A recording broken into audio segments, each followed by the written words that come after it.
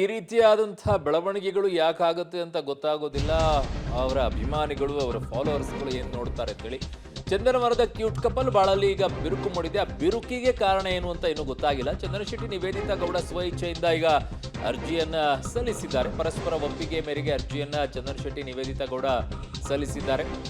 ಯಾವುದೇ ತಕರಾರಿಲ್ಲ ವಿಚ್ಛೇದನ ಪಡೆಯೋಕೆ ಅಂತ ಇಬ್ಬರೂ ಸಹ ಒಪ್ಪಿಗೆಯನ್ನು ಕೊಟ್ಟು ಅರ್ಜಿಯನ್ನು ಸಲ್ಲಿಸಿದ್ದಾರೆ ಅನ್ನೋ ಮಾಹಿತಿ ಬರ್ತಾ ಇದೆ. ನಿನ್ನೆಯಷ್ಟೇ ಈ ಅರ್ಜಿಯನ್ನ ಸಲ್ಲಿಕೆ ಮಾಡಿದ್ದಾರೆ ಅನ್ನೋದು ಈಗ ತಿಳಿದು ಬರ್ತಾ ಇದೆ. ಬಟ್ ಯಾಕೆ ಈ ರೀತಿಯಾಗಿ ಬಿರುಕು ಮೂಡ್ತು, ಏನಾಯ್ತು ಈ ಜೀವನದಲ್ಲಿ?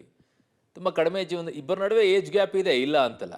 ತುಂಬ ಚಿಕ್ಕ ವಯಸ್ಸಿನಲ್ಲಿ ನಿವೇದಿತಾ 18ನೇ ವರ್ಷದಲ್ಲಿದ್ದಾಗಲೇ ಬಿಗ್ ಬಾಸಿಗೆ ಬಂದರು. ಆಗಲೇ ಪ್ರೀತಿ ಶುರುವಾಯಿತು. ಆಮೇಲೆ ಅದಾಗಿ ಒಂದು 4 ವರ್ಷಕ್ಕೆ ಮದುವೆ ಆದರು. ಸರಿಯಾಗಿ ಜೊತೆಯಾಗಿ 2020ರಲ್ಲಿ ಮದುವೆ ಆದರು. ಬಟ್ ಈಗ 2024ಕ್ಕೆ ವಿಚ್ಛೇದನಕ್ಕೆ ಅರ್ಜಿಯನ್ನು ಸಲ್ಲಿಸುವ ಮಟ್ಟಕ್ಕೆ ಏನಾಯಿತು ಇವರ ಫ್ಯಾಮಿಲಿಯಲ್ಲಿ ಅಂತ ಹೇಳಿ ನನ್ನ ಸಹೋದ್ಯೋಗಿ ಭಾರತಿ ಇದ್ದಾರೆ. ಭಾರತಿ, ಕಡಿಮೆ ಏಜಲ್ಲಿನೇ ಪ್ರೀತಿ ಮಾಡ್ತಾರೆ, ಅದಾದ ನಂತರ ಬೇಗ ಮದುವೆನೂ ಆಗ್ತಾರೆ.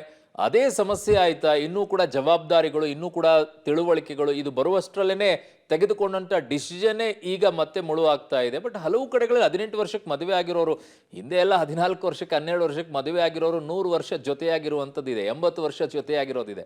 ಬಟ್ ಏನು 4 ವರ್ಷಕ್ಕೆ ಇಷ್ಟೊಂದು ಬಿದ್ದೋಗುತ್ತೆ ಅಂತಂದರೆ, ಅಂಥ ದೊಡ್ಡ ಮಟ್ಟದಲ್ಲಿ ದುಡ್ಡಿನ ಸಮಸ್ಯೆ ಅಂದರೆ ಗಂಡ ಹೆಂಡತಿ ಏನೋ ಸಮಸ್ಯೆ ಆಗಿದೆಯಪ್ಪ ಇಬ್ಬರ ನಡುವೆ ಅಂತ ಹೇಳ್ಬೋದು, ಆಸ್ತಿ ಸಮಸ್ಯೆ ಅಂತ ಹೇಳ್ಬೋದು. ಇವ್ರ ನಡುವೆ ಅಂಥದ್ದು ಏನಿಲ್ಲ, ಎಲ್ಲ ಕೊಟ್ಟಿದ್ದಾನೆ ಭಗವಂತ, ಆದರೂ ದೂರ ಆಗುವಂಥದ್ದು ಯಾಕೆ ಇವರಿಗೆ? ಖಂಡಿತವಾಗ್ಲೂ ಅರುಣ್, ತಾವು ಹೇಳ್ದಂಗೆ ಎಲ್ಲ ಸಂದರ್ಭದಲ್ಲೂ ಏಜ್ ಫ್ಯಾಕ್ಟರ್ ವೇರಿಯೇಷನ್ ಅನ್ನೋದು ಏನು ಅವರಿಬ್ಬರ ಮನಸ್ತಾಪಕ್ಕೆ ಕಾರಣ ಆಗೋದಿಲ್ಲ. ಇವ್ರಿಗೂ ಕೂಡ ಸಾಕಷ್ಟು ವರ್ಷಗಳಿಂದ ಟ್ರೋಲ್ ಆಗ್ತಾನೆ ಇತ್ತು. ಅವರಿಬ್ಬರ ಏಜ್ ಫ್ಯಾಕ್ಟರ್ ಇರ್ಬೋದು, ಜೊತೆಗೆ ಏನು ನಿವೇದಿತಾ ವೈಯಕ್ತಿಕವಾಗಿ ತುಂಬ ಗ್ಲಾಮರಸ್ ಆಗಿ ಸೋಷಿಯಲ್ ಮೀಡಿಯಾದಲ್ಲಿ ಕಾಣಿಸ್ಕೊಂಡಾಗ ಸಾಕಷ್ಟು ಟೀಕೆಗಳು ಬರ್ತಾ ಇದ್ವು.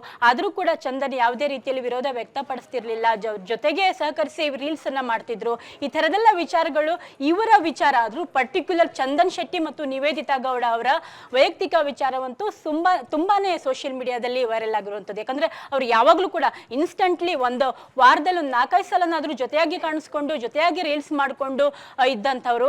ಜೊತೆಯಾಗಿ ಇನ್ನು ಮುಖ್ಯವಾದ ವಿಷಯ ಅಂದ್ರೆ ನಿವೇದಿತಾ ಗೌಡ ಅವರ ಪರ್ಸನಲ್ ಯೂಟ್ಯೂಬ್ ಚಾನೆಲ್ ಏನಿದೆ ಅದರಲ್ಲಿ ಕೂಡ ಏನು ನಿವೇದಿತಾ ಅವರು ಆರಾಮಾಗಿ ಫ್ಯಾಮಿಲಿ ಜೊತೆ ಹೊಂದ್ಕೊಂಡು ಹೋಗಿರುವಂತಹ ವಿಡಿಯೋಗಳೆಲ್ಲ ಕಾಣಿಸ್ಕೊಳ್ತಾ ಇತ್ತು. ಹೀಗಾಗಿ ಅವರಿಬ್ಬರ ಮಧ್ಯೆ ಈ ಏಜ್ ಫ್ಯಾಕ್ಟರ್ ಅನ್ನೋದೇ ಒಂದು ವಿರೋಧಕ್ಕೆ ಅಂದ್ರೆ ದಾಂಪತ್ಯದ ಮನಸ್ತಾಪಕ್ಕೆ ಕಾರಣ ಅಂತ ಹೇಳಿ ಏನು ಅನ್ಸೋದಿಲ್ಲ. ಆದ್ರೆ ಇದೀಗ ಅವರು ಇಬ್ರು ಕೂಡ ಮ್ಯೂಚುವಲ್ ಅಂಡರ್ಸ್ಟ್ಯಾಂಡಿಂಗ್ ಮೂಲಕವೇ ಫ್ಯಾಮಿಲಿ ಕೋರ್ಟ್ ಮೆಟ್ಲೇರಿದ್ದಾರೆ. ಶೀಘ್ರದಲ್ಲೇ ತಮಗೆ ಅಂದ್ರೆ ದಾಂಪತ್ಯಕ್ಕೆ ಒಂದು ಮುಕ್ತಿ ಕೊಡಿ, ಮದುವೆಗೆ ಒಂದು ಮುಕ್ತಿ ಕೊಡಿ ಅಂತ ಹೇಳಿ ಕೇಳ್ಪಟ್ಟಿದ್ದಾರೆ ಅಂತ ಹೇಳಿ ಸದ್ಯದ ಒಂದು ಮಾಹಿತಿ ಬರ್ತಾ ಇದೆ ಅರುಣ್.